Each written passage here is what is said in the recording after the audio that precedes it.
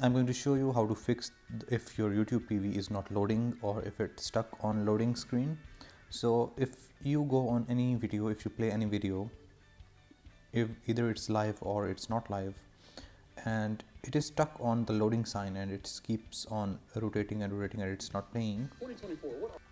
So what you can do is you can follow these few steps that are going to help you.